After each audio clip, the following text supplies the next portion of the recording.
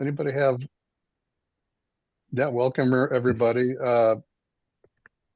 Anybody have a thought of the day?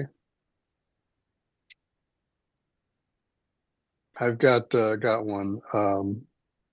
The fact that Kiwanis sponsors key clubs and builders clubs, our service leadership programs.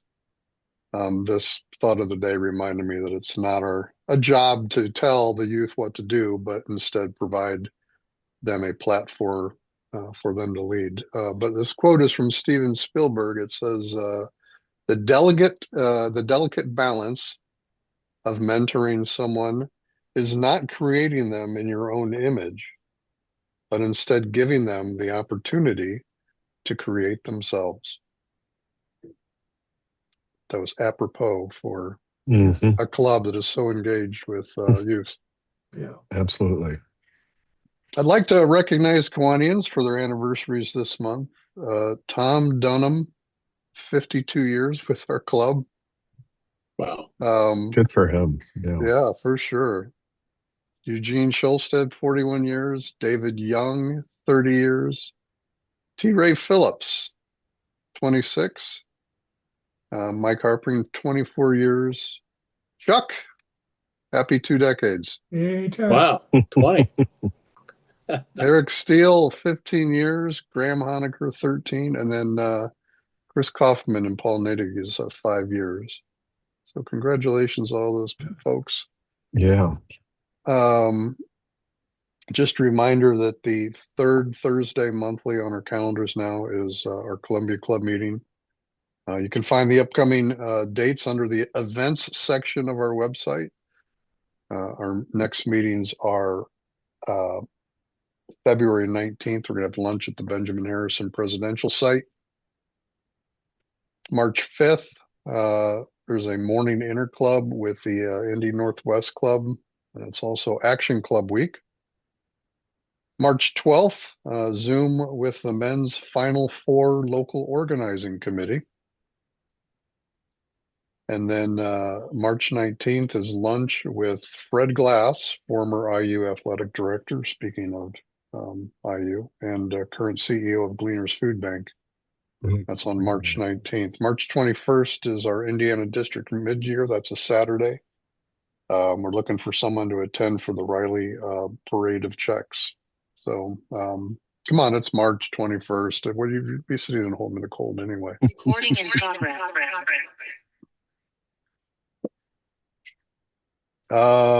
Mary or Wendy, talk to us about Abe Lincoln. I'll be happy to do that. Thank you so much, Jeff. So next Friday on the 13th, we'll be at Primo's featuring the stories of resilience of 24 Marion County High School seniors. Thanks to the Kiwanis Foundation, we're going to award $20,000, $18,000, $16,000, and three $10,000 finalist scholarships.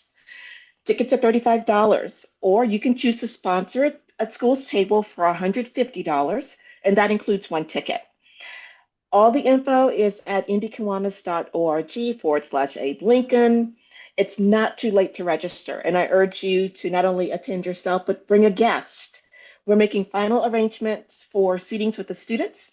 And so those of you who have agreed to be table host will receive your information on Monday. Thanks. Question, if we want to sponsor a school, do we do that through the website? Yes. Okay, I'll do that. Yeah. All right. I'll do that today. Thank you. Any other questions for Wendy or Mary? All right. Roger, lunch at Iozo's. By the way, I went to my first Iozo's lunch last month, and it was delicious. Thank you for saying that. I had nothing to do with the food. Our next luncheon is, we're still trying a couple of Tuesdays. So we're going to do Tuesday, February 17th. I think it says Monday on our schedule, but it's actually Tuesday, 17th. So if you can come and join us anytime, let me know. We'll have plenty of seats for us. And love to have you down there. That starts at 11:30 and goes to about 1. Purely social. Shame on you for going back to Monday, by the way. Well, we may or may not. See. It's all about me.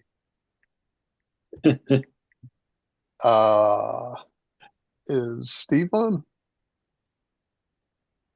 Don't see Steve.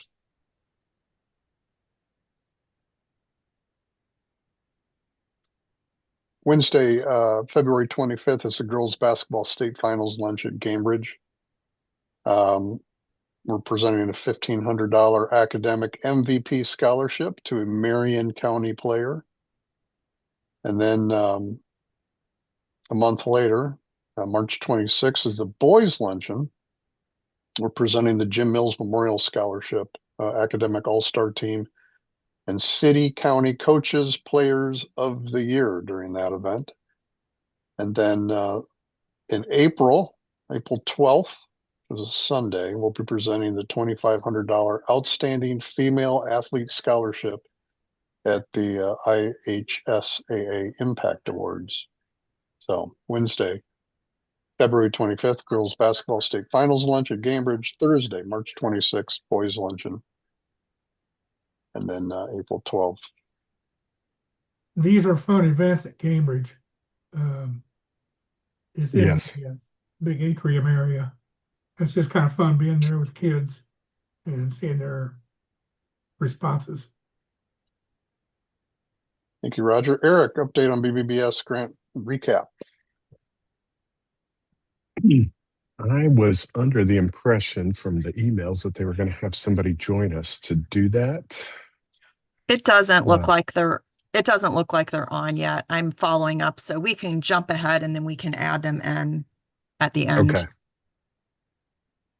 Okay. Thanks. All right. Well, then we'll go right under the speaker. Jim, we appreciate you joining us today. I'd like to welcome Jim Morgan, Outreach Director of Caring Transitions, Indy North, and co-founder of Life's Co-Pilot, a free resource for seniors, their families, and caregivers. Jim is also a beekeeper, which I find interesting because my wife has me watching beekeeping YouTube videos as of late. It's addictive. Active with the Fishers Historical Society, and he loves Doberman Pinschers. Doberman just won the 150th Westminster She did indeed. dog show, right? Best in show. She did. And Jim also has a real estate background. So please welcome Jim Morgan. Hi, nice to see you. Kelly invited me to come and talk to you guys. Basically to talk about downsizing and estate sales and all that kind of good stuff. There's a lot to that, so I'm not sure how much I can get that done in about 20 minutes, but basically I want to give you a little idea of who we are. Can I do the share? Yeah. Okay. Okay, so let's get rid of that. Okay, so Caring Transitions is who we're with. It is a franchise. There are 400 of them across the United States, which makes it quite interesting. So we're the largest of what we do. So what we do is basically everything here. You see the senior relocations, downsizing and decluttering, estate sales, online auctions, and home cleanouts. So what we do is we'll pack you, we'll move you, we'll declutter you, we'll unpack you and resettle you in the new place. And that is something that, frankly, I didn't realize how important that was until I made a mistake and nearly killed my uncle. This was before I got into doing this professionally. I did it. I'm the only sibling that stayed in state, so I got to downsize my in-laws, my parents, my uncle, and was POA, guardian trustee for like 12 years for a couple of them. And thought I knew a lot about the industry until I got in it. And then I started meeting people and going, oh my God, where were you? And why didn't somebody tell me that this is how this worked, right? But my uncle, for instance, when it came to moving him, I didn't think I moved him. I moved him from an upstairs apartment to a downstairs apartment on the same end of the apartment building. He parked the same parking lot, parking space. He fed the same feral cats. So to me, he didn't really move. in his mind, he did. And he went into a massive depression, tried to commit suicide, did 2 stints at the St. Vincent's Senior Psych Ward, which, if you were not depressed before, I mean, they're great people there, but it's not a fun place to hang out, right? So when I moved him the second time, the psychiatrist said that if we get him into a place like a senior living community where there's more social, more what have you, he thinks he'd be fine. Well, this time we went in and we completely put everything away. When he walked in the door the first time, everything was in the cabinets. Every picture was hung on the wall. It was all buttoned up in presentation. And he became the president of the garden club. He was the one that made the flowers for every Christmas church service. He was one of their ambassadors. He was on their council, and he was this like rock star, superstar. So we had set him up for failure unknowingly, and we set him up for success, knowingly. But that's the kind of stuff we do, and I'm always trying to tell families, if you don't have us do it, make sure you do it, and don't dawdle. Make it as quick and as possible to make it home. But we do decluttering, we do estate sales, we do online auction. Well, I take that back. We do estate sales. I haven't done one in 6 years. I don't think they're a 2026 item, and I don't like them from a safety standpoint, because you're inviting every Yahoo off the street into the house and letting people know that maybe it's empty or what have you. We do a lot of online auctions, and you also get a bigger audience. Rather than getting 100 people showing up or 200 people, we average 15,000 people on each one of our sales, so through the online. So that gives you a better exposure. We do home cleanouts, we do small little apartment cleanouts, we do hoarder houses, so it's kind of like whatever someone wants to do. So we've got a lot of different things that we do there. I can answer any questions at the end. I'm just going to try to give you a little idea during my time slot. This is Caring Transitions is the website. We have another website called CT Bids. That's where all the online auctions are, and they're all over the country. And I am warning you up front, it's very addictive. Okay, so it's kind of like eBay, but it's a full house of everything that's got to go, right? So all over the country, and there's a lot of very interesting things, and you can get kind of addicted in that process. But they literally are everywhere. You just kind of go in if you're wanting to find a sale. You go in, you find the estate sales up here. You click on it, you put in your zip code you want to go to, and right now we have a sale go live tomorrow, but we don't have one right now.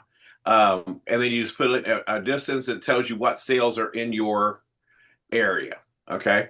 Or you can have stuff shipped from all across the country. It doesn't matter.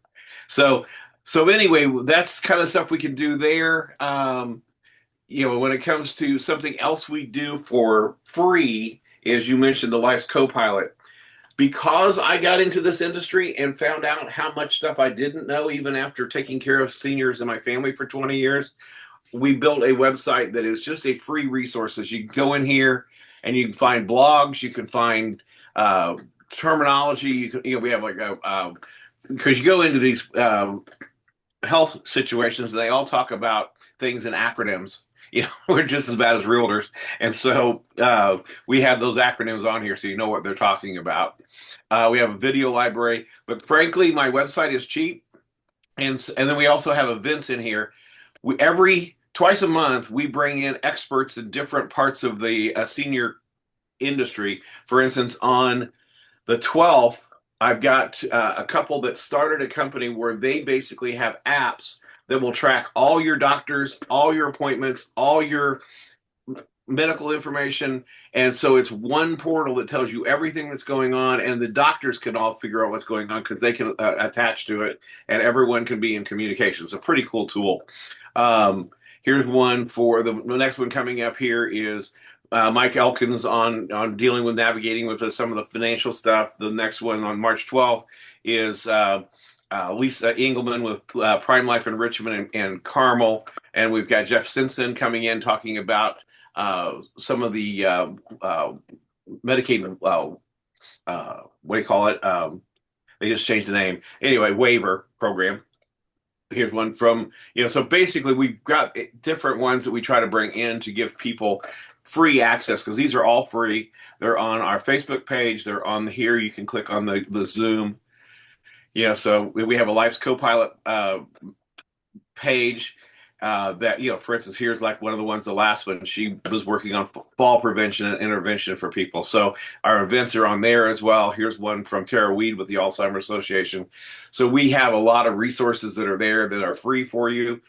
On here is our, this is a Life's Co-Pilot YouTube page, and it has literally it has every one we've done since 2020 on here. So those are some, again, all free resources.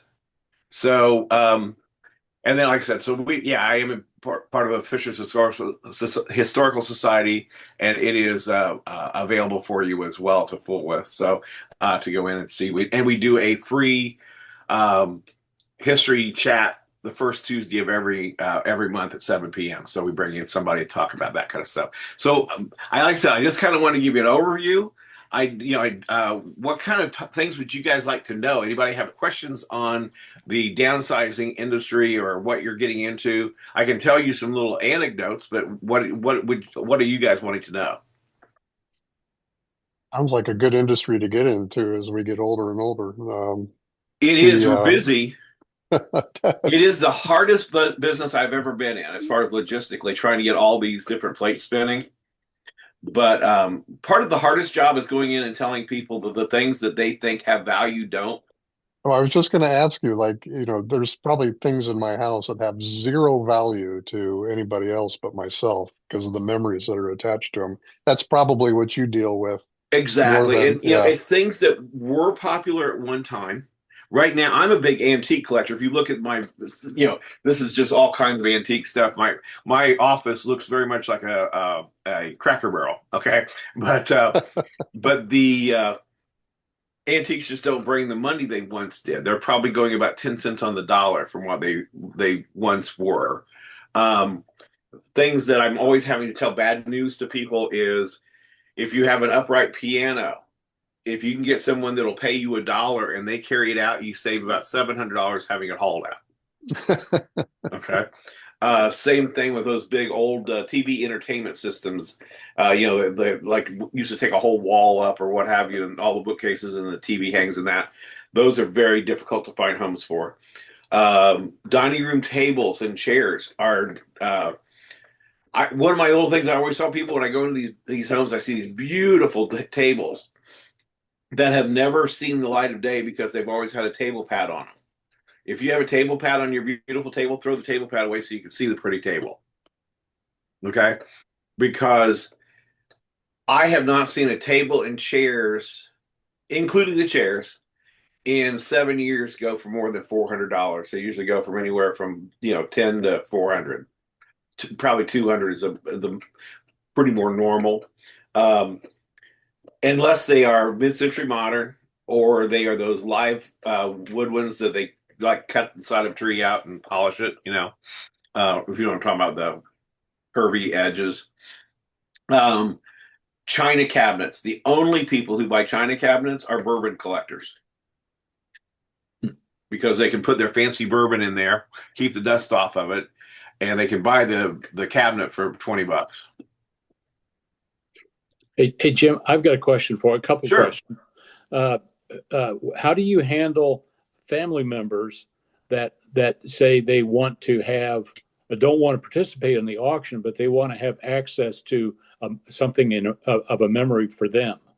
Well, we usually have those conversations previous to getting the sale started. Okay, so it's kind of like I'm sitting down with people. We're trying to plan around the situation. Depends on what the circumstances of the family are. We get all kinds of different family dynamics. But if we're initially trying to find decisions being made on what they want to have. And I always recommend to people, if you're having troubles making a decision, do I want to keep this? Do I not want to keep this? That type of thing. I go keep it because you can always get rid of it down the road, but you can't ever get it back once it's gone. So, go for that. Yeah. We have also, if we got family members that are scattered around the country, we can actually, FedEx or do shipping and get those items to those people sometimes.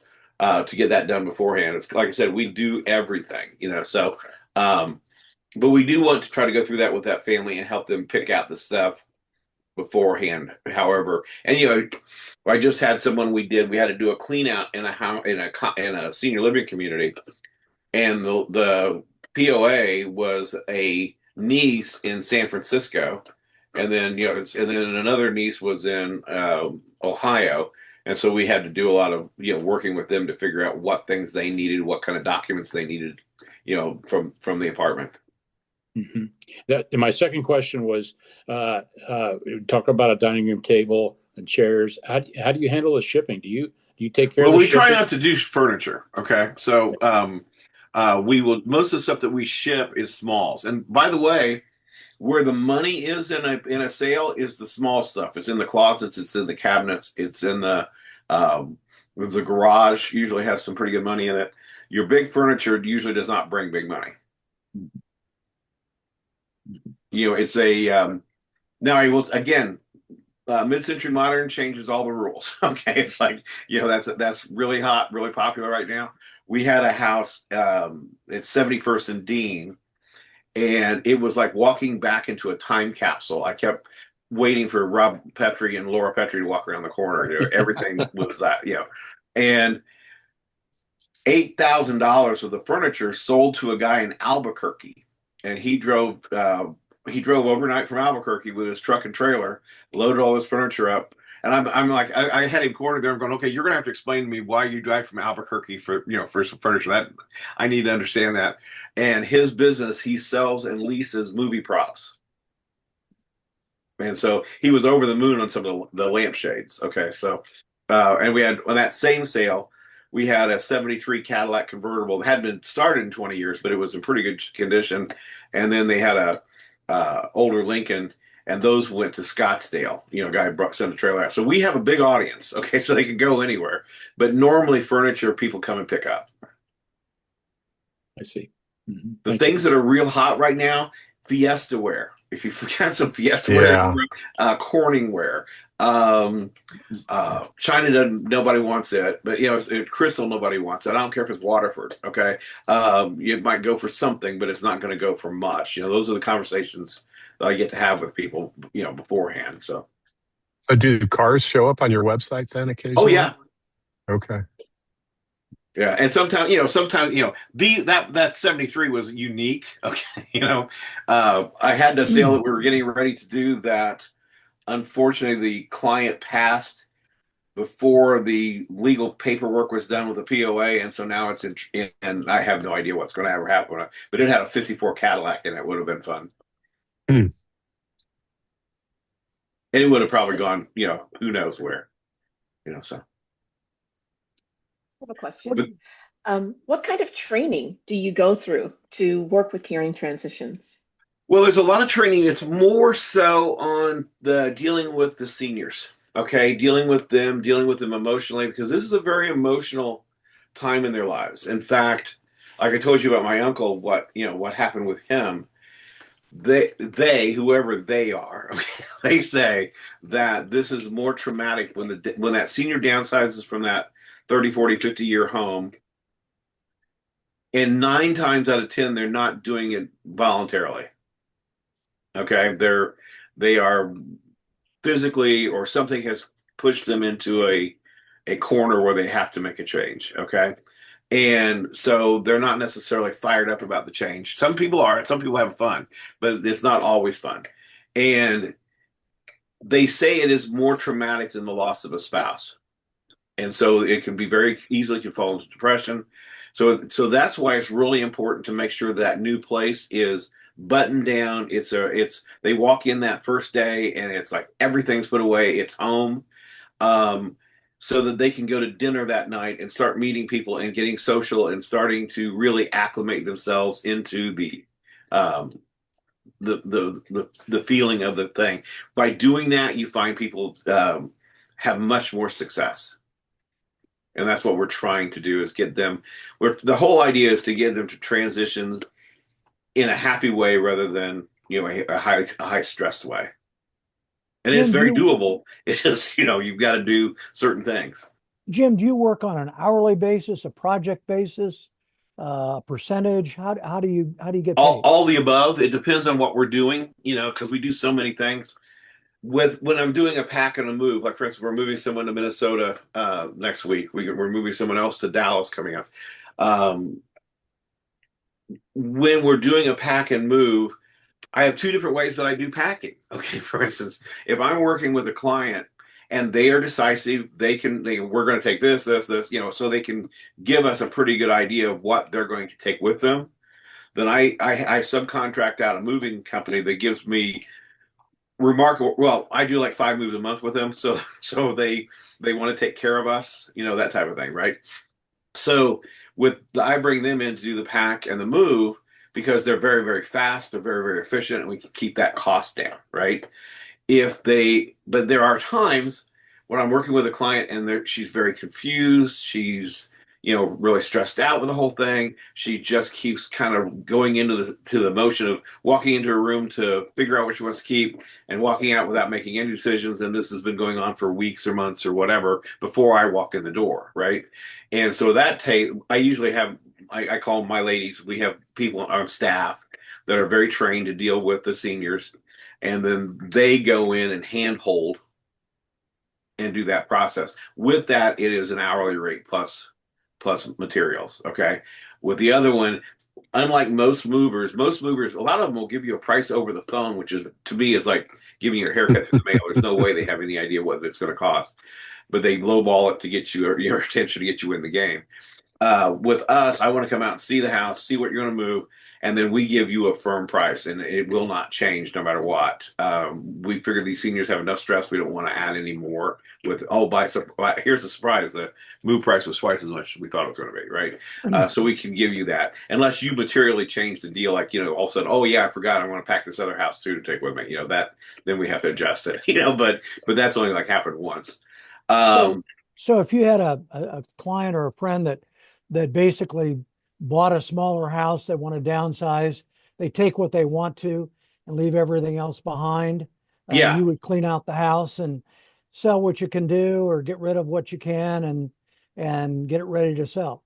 Yeah, and we kind of evaluate that with you. We want to sit down with you and find out what your goals are, what your timing is, what your kind of where your emotional things that are important to you, and then we try to tailor make a plan for you. Okay, so like for instance, I just was at a house yesterday. I'm getting ready to give them prices today.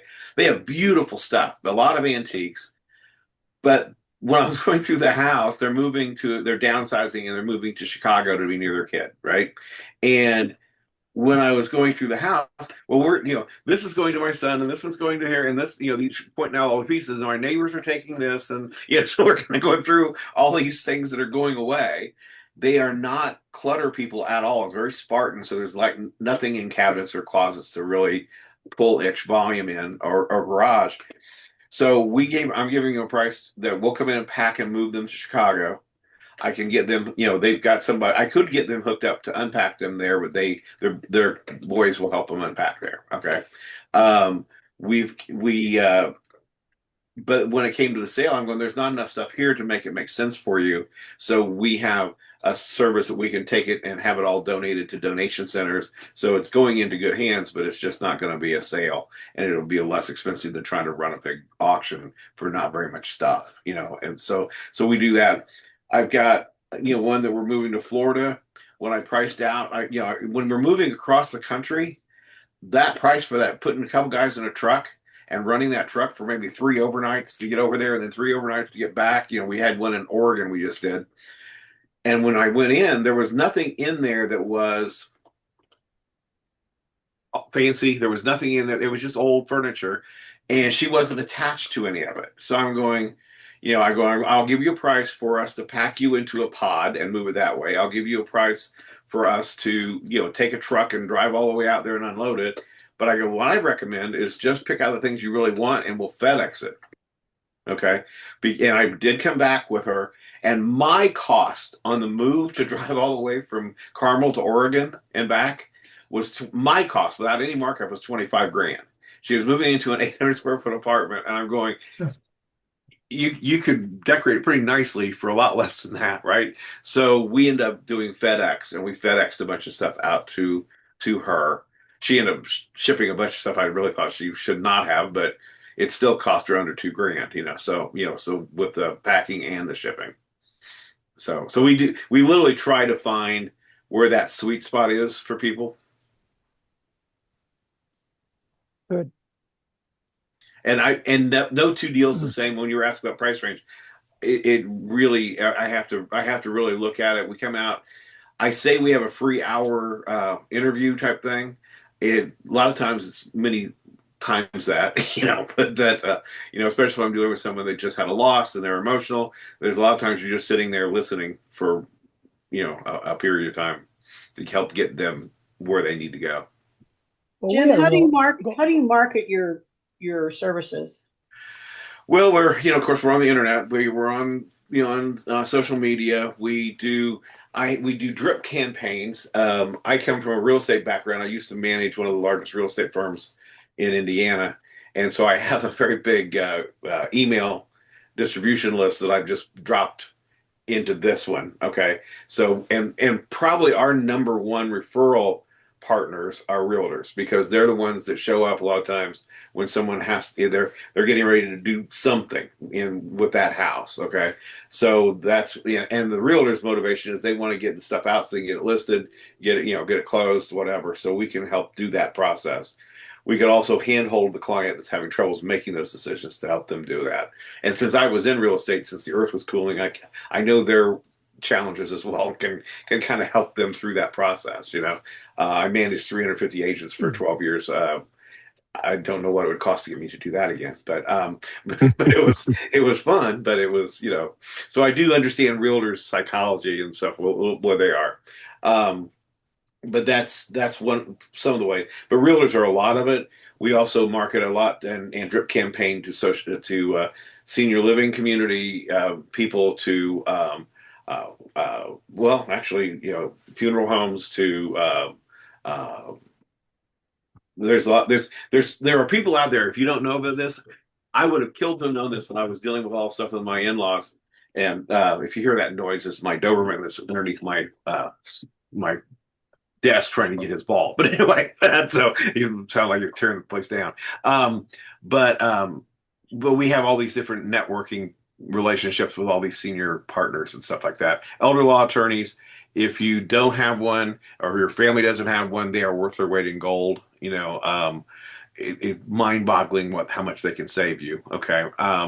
Additionally, there's another one that very few people know about. It's called geriatric care. And the part of it is that they're really bad at what they call themselves. They're geriatric care managers, they're nurse advocates, or senior advisors, or whatever. But I've had one now for 10 years with my family. And that's the only way I can work, because they keep track of all the meds, all the stuff that's going on with doctor's appointments, and they're really helpful. There's a lot of things out there that could be tremendously helpful. And if you need, by the way, Kelly, if you need more people like that, I've got a whole Rolodex of people that are top drawer of those kind of things. Jim, what do you do with silver? Pardon me? My kids have told me that they don't want anything old. Yeah. I threaten them with putting things in pods and shipping it off to them. Yeah. But I don't dare do that. But things like the old silver that nobody wants, that you pass along, just take it and have it scrapped. Yeah, I have this conversation often about the silver. It is, if we do it, we sell it in the auctions a lot. It sells very, very well. Okay. People want it right now. Silver prices are really high. No one wants it as silver. I mean, not as silverware. Okay. But they want when we do it through an auction, it's 99% of the time it's going to go to New York, Florida, or California. They don't want the box because they say they got, warehouses full of those boxes, but they just do it to melt down. I had a conversation with a lady. She was adorable, and we did a downsize for her. She was in her late 70s, but she was moving out of a house in Irvington that she lived in since she was in 5th grade, when her parents bought it from her grandparents. So it had 3 generations of stuff. And when I went through it with her, she had, in her mind, all these old antiques were going to help augment her senior living. Okay. And she was expecting $50,000 for it. But, the first day I was there, I'm going, well, you might get 10. Okay, but there's no way in the world you're going to get 50. And she had this china, the silverware that was her great grandmother's, and so she went on and on about the maker, all the different history of it. And I'm going, I'm going, I don't, I unless I've gotten working with a dementia patient and the kids don't want me to tell them type things, then I will try to explain to them what's going to go on. And with her, I told her nobody's going to want it as silverware; it would end up being melted. And I go, if you want to keep it, I'm a big advocate of this. If you want to keep the memory, take a place setting and put it in a shadow box. It's a great way to keep that. Same thing, if you're trying to have a little teacup and whatever, maybe a plate, make a little thing you can put on a shelf, and then it becomes that memory stays, but you don't have to store all that stuff, right? And she decided she wanted to keep that. Okay, keep the whole set, which perfectly fine. But I would rather her know that to make that decision rather than not, if that makes any sense. But yes, if it's silver, and when it comes to the kids, no, the kids don't want it. That's something I don't care what you're thinking about. They probably don't They want don't it. want it. Okay. So keep that in mind, and so don't and I was dealing with real estate because I basically specialized in helping people downsize, and they all were saving all this stuff that the kids were going to come back and get. And I'm going, no, if they haven't gotten it, they're not going to get it. That type of thing. So. So Yeah. to that end, are China sets worth even less than silver because you can't really melt down a Yeah, China set? they are. If you want to maximize the return on China, there is a place in South Carolina. Now, I have to admit, I haven't checked to see if it survived the floods. Okay, but there's a place in South Carolina that you ship your China to. You pay to ship it there, and then they sell it by the teacup, by the saucer, Like a by the plate. replacements kind of Yeah, thing. Yeah. exactly. Now it may be 10 years before you see your money, but it's the best way to get retail for them. Have you ever Interesting. had to ship someone overseas? We have not. We don't really have our auctions don't go overseas to speak of either, so we just try to keep it. You get into all kinds of money collection stuff and all kinds of things that become more complicated, I think. I have a question about the Zoom calls or webinars that you spoke about at the beginning. Yeah. I was looking on the website, but I don't see those. On which one now? Those, The Caring Transitions website. I was looking for I don't do those. webinars. We don't do those there. Those are on Mhm. Life's Copilot. Life's Copilot. Okay, Yeah. thank you. Life's Copilot is something that I created during COVID. I was like patient one here. I think I ended up getting COVID and influenza A and B all at the same time. The week that they shut down, the day that I got was the day they shut down for 2 weeks. That type of thing. So and we ended up building that during that time frame. But what it was designed for is because I was realizing there's information out there that people just don't know. And I'm like, well, how can we get information? I just wanted to get it out to people for free. So these are some of the upcoming presentations. And we're constantly bringing in people. In fact, there's one I just booked. I haven't got it on the website yet. I just booked it last night. It's a new group called, I think it's APAC. I have to look it up. But they work with caregivers, family caregivers, and seniors, and whatever else, and the senior services companies, and they get together once a month and they try to do teaching, trying to get that information out to people. Because here's the thing: what I learned getting into this industry, there are so many resources for seniors and their families, just tons of them, resources, services, all these things that I had never heard of, and unfortunately, most people haven't. Okay, and so because of that, they don't take advantage of it. One of my personal pet peeves is almost no one understands what hospice is. Well, they all think they understand what hospice is, but had I known what it was, I just thought it was a morphine drip towards the end, whatever. It's kind of what I think a lot of people think. And my dad, when the doctor ordered hospice for him, he would have qualified for it easily for 2 years. Which would have taken a lot of pressure off my mom. It would have given extra services to him for no cost. But when when the doctor ordered hospice, the hospice person showed up about 5 minutes after Dad died. So she did the paperwork. I was still pleased with that, but he didn't get the benefits that he could have been having for those 2 years. Okay. Um, and I didn't, and I didn't even understand what it was. And basically, getting into this industry, I started finding out these things like that, like elder law attorneys, what they really are all about, you know, uh, what these geriatric care managers. There's so many different resources out there. Like going back to elder law, when it was my father-in-law, when I was dealing with him, I was trying to get him VA aid and attendance to help pay for their offset costs at their senior living community.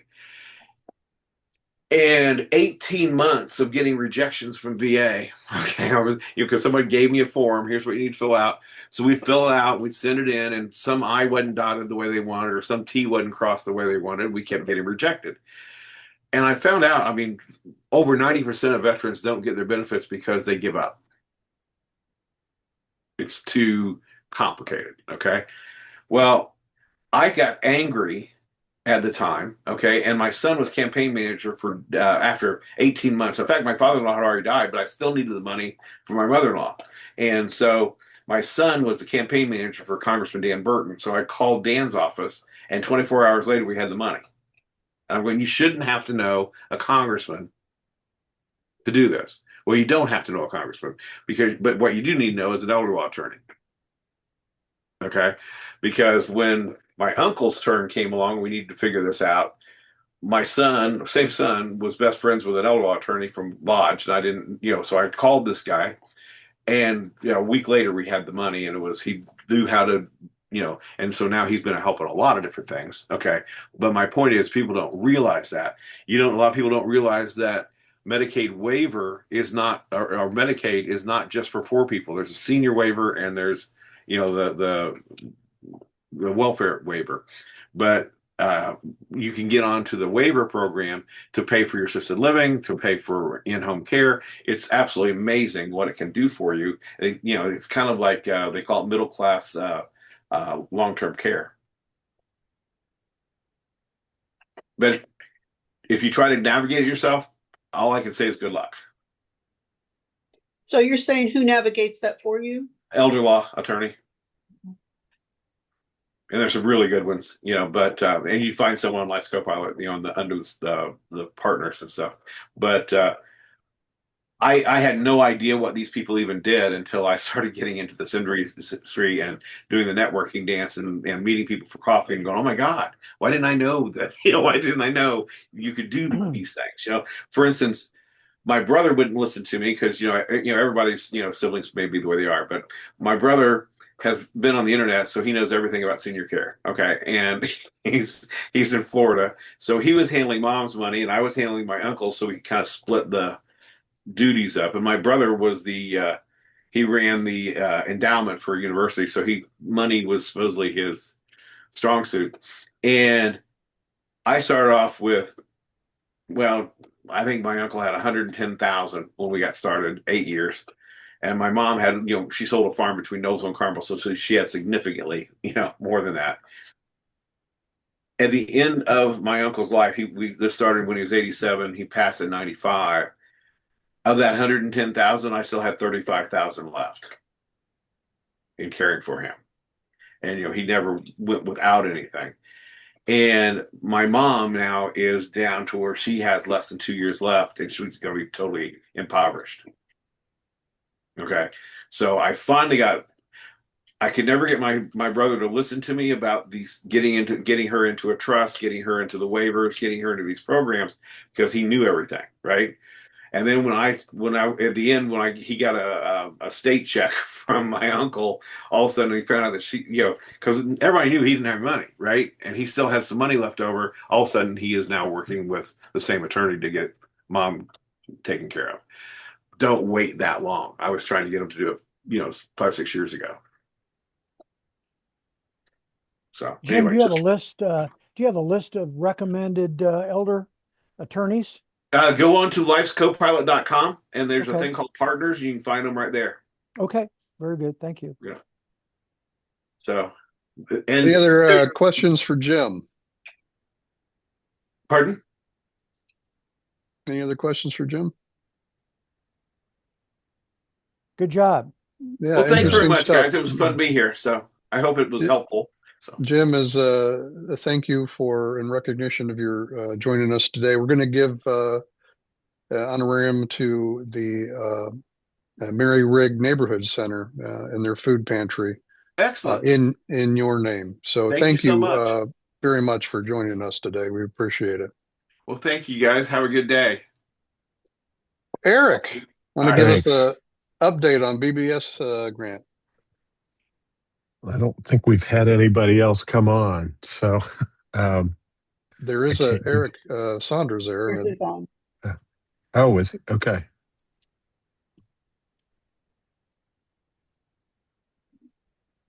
Hey, Hey, how Eric. you guys doing? Good. Right. Okay, I see it's two Eric. So yes, this is Eric Saunders, manager of community engagement with Big Brothers Big Sisters. Just want to first of all thank you all for having us here today. Enjoy just learning a little bit more about what's going on. Not my first go round connecting to the Kiwanis of Indianapolis, and so just really happy to kind of express what's going on. We've been staying pretty busy, and we actually just had a really nice event in spite of our frigid temperature last week, called the Big Spark, where we were able to honor our bigs. It was a big only event where we just told bigs just how much we appreciated them, and was able to honor some of our matches of the year. And then our keynote speaker was Senator Andrea Hunley. And so we're still on the move.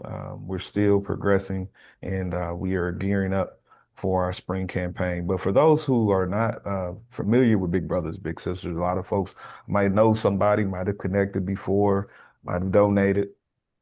We are still in the mentoring realm of things, and primarily for over 100 years, it's been one-to-one, where we have a caring adult who we match with a young person in our community.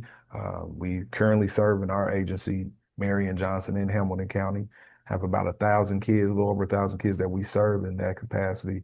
But we've also said, you know what, we're not able to get to a lot of the kids quicker, so let's create some options. So last 6 months, we stepped into the group mentoring realm, where we were able to partner with Butler University, Andrews Hauser, Cummins, to where we've said, you know, folks might not be able to commit to the one-to-one, but the group mentoring allowed us to do an 8-week cohort where we had folks come to our office or to Butler or to Andrews Hauser up in Johnson County, where we just sat and maybe played games and had conversations with youth, and we were able to meet them where they're at. But we've also partnered with IPS School 51, where we have done site-based mentoring. They've reached out to us to say, hey, you know, we got some kids here that could be very much so impacted through mentorship. So we've seen a growth in our site-based efforts, and that's going to be a whole year thing where we have mentors who are going to that school to meet with youth for at least an hour once a week.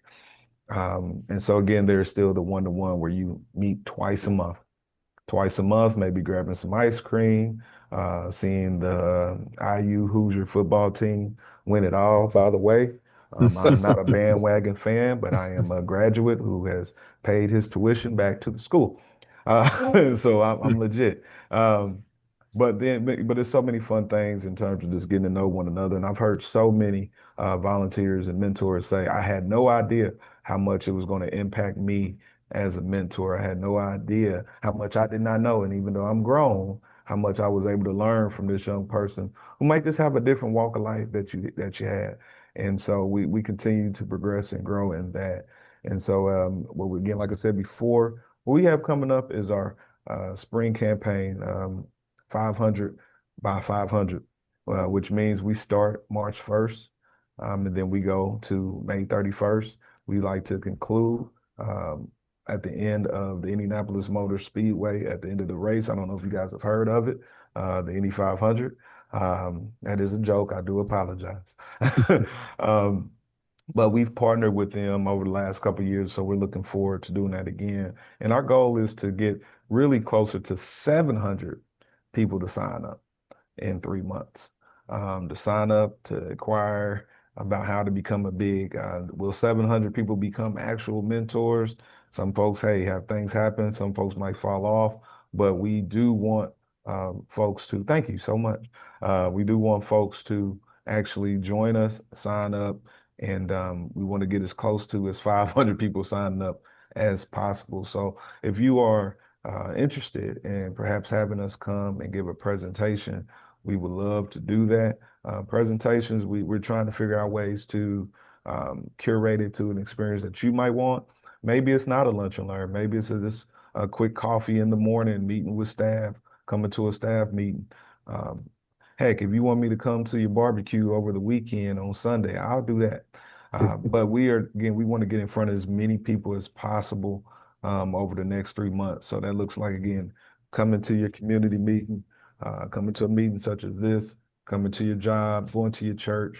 And even if, you want to get a network of friends, I heard Jim earlier mention this, having a large network. What does it take to just say, hey, you know what, I want to set up a Zoom meeting, invite some friends, invite Eric, and we can do a presentation over Zoom.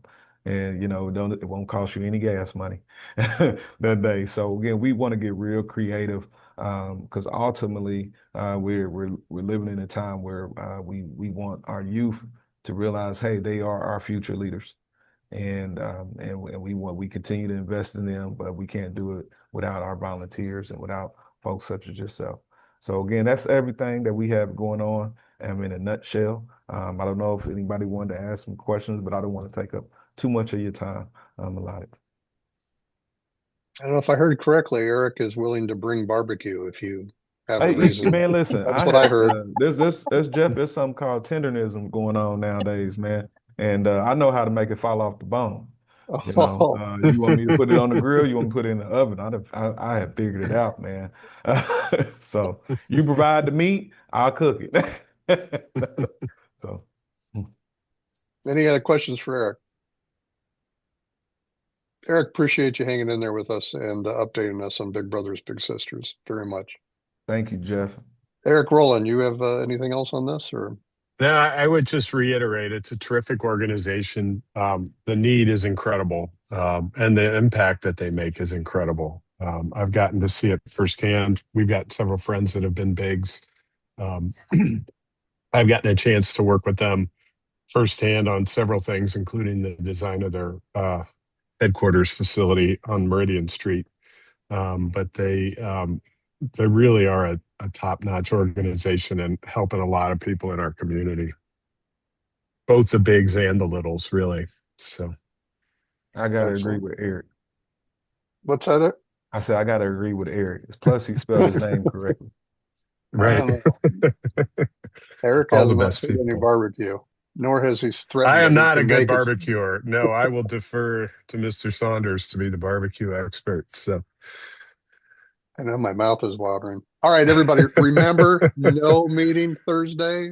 Instead, please, please, please join us down at Primo for the annual Abe Lincoln Scholarship Award Luncheon, not to be missed. Thank you, everybody, for joining us this afternoon. We are adjourned. thanks, Thank you. guys. Bye-bye.